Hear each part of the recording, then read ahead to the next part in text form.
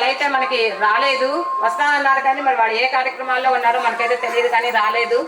మరి కనీసం ఊళ్ళో గ్రామస్తులు అయినా వచ్చారు, నాకు అది చాలా సంతోషం.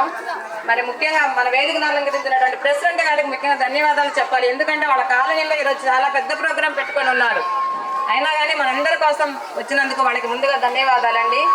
అట్లాగనే గ్రామస్తులు, ఈ ఊర్లో 3 సార్ వాళ్ళు ఉన్నారండి, నా వాళ్ళు నాకు ఎంతో హెల్ప్ చేస్తున్నారు, వాళ్ళు కూడా వచ్చినందుకు వాళ్ళకి చాలా ధన్యవాదాలు సార్. ముఖ్యంగా మధు సార్ గారికి, అట్లానే సైరా సార్ గారికి, మరి ఆంజనేయ సార్ గారు కూడా వచ్చేవారే, కాకపోతే దూరంగా ఉన్నారు. మరి రేపు లాస్ట్ వర్కింగ్ రావడం వలన తను రాలేకపోయారు.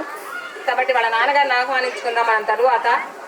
మరి నాకు ఎంత ఆనందంగా ఉందంటే నిజంగా జీవితంలో ఈ రోజు మాత్రం ఎప్పటికీ మర్చిపోలేను.